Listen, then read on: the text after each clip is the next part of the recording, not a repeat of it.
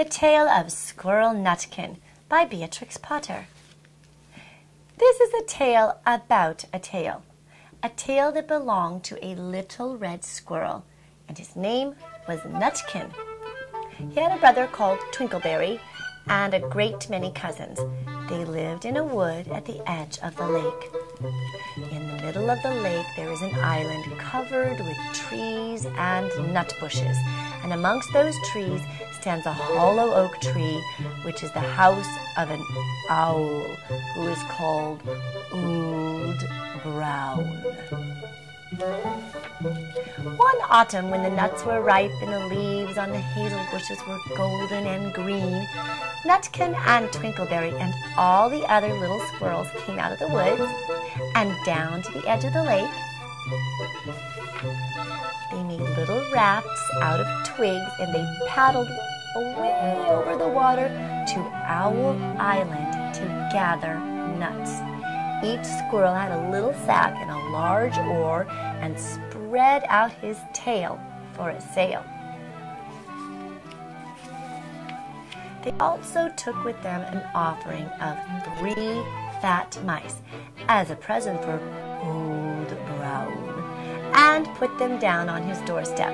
Then Twinkleberry and the other little squirrels each made a low bow and said politely, "Old Mr. Brown, will you favor us with the permission to gather nuts upon your island?"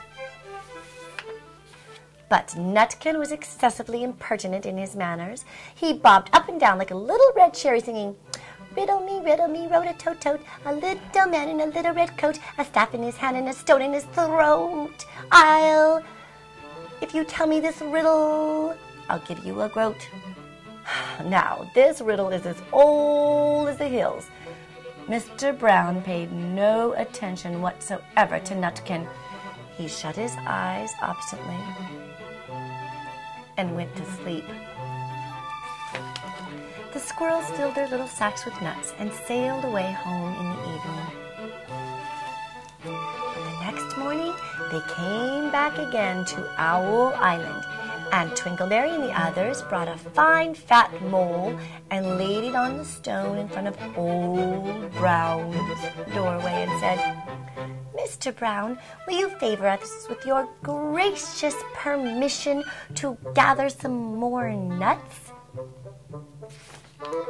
But Nutkin, who had no respect, began to dance up and down, tickling old Mr. Brown with a nettle and singing, "Old Mr. B, riddle me ree, hitty-pitty within the wall, hitty-pitty without the wall, if you touch hitty-pitty, hitty-pitty will bite you, he."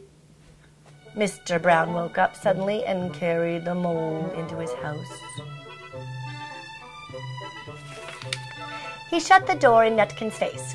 Presently, a little thread of blue smoke from a wood fire came up from the top of the tree, and Nutkin peeped through the hole and sang, a house full, and you can't gather a bowlful, a house full, and you can't gather a bowlful."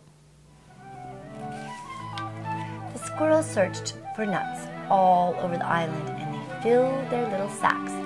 But Nutkin gathered oak apples, yellow and scarlet, and sat upon a beech stump playing marbles and watching the door of old Mr. Brown.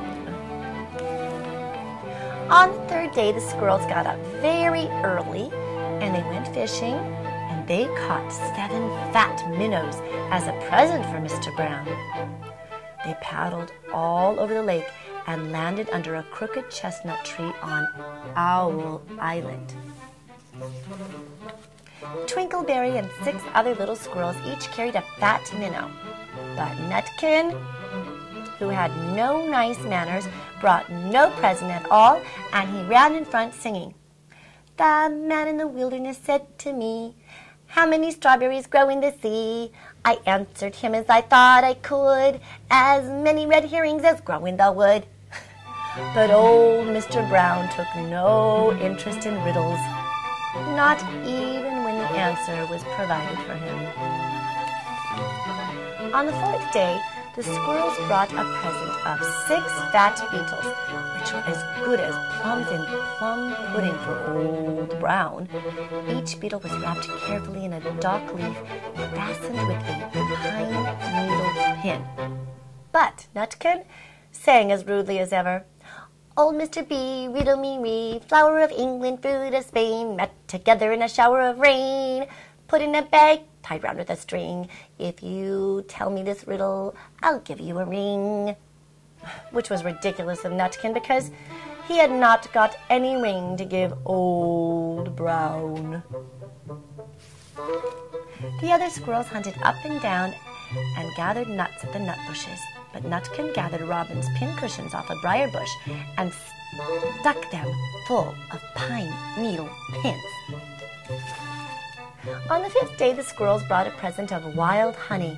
It was so sweet and sticky that they licked their little fingers as they put it down upon the stone. They had stolen it out of a bumblebee's nest on the tippity top of the hill. But Nutkin skipped up and down singing, hum-a-bum, buzz, buzz, hum-a-bum, buzz, buzz. As I went over to Tipple-Tine, I met a flock of bonny swine, some yellow-nacked, some yellow-backed. They were the very bonniest swine that ever went over to Tipple-Tine, that ever went over to Tipple-Tine. Old Mr. Brown turned up his eyes in disgust at the impertinence of Nutkin, but he ate up the honey. The squirrels filled their little sacks with nuts, but Nutkin sat upon a big flat rock and played ninepins with a crabapple and green fir cones. On the 6th day, which was Saturday, the squirrels came again for the last time. They brought a new laid egg in a little rush basket as a last parting present for Old Brown. But Nutkin ran in front, laughing and shouting, Humpty Dumpty lies in the back, with a white counterpane around his neck. 40 doctors and 40 wrights cannot put Humpty Dumpty to rights. Now, old Mr. Brown took an interest in eggs. He opened one eye and shut it again, but still he did not speak. Nutkin became even more impertinent.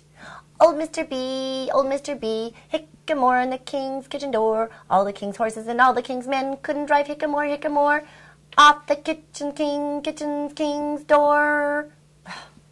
Nutkin danced up and down like a sunbeam, but still old Mr. Brown said nothing at all. Nutkin began again. Arthur O'Brower has broken his band. He comes roaring up the land. The King of Scots with all his power cannot turn Arthur off the bower. Nutkin made a whirring noise to sound like the wind. And he took a running jump right on to the head of Old Brown. Then all of at once there was a flutterment and a scufflement and a loud squeak. The other squirrels scuttered away into the bushes.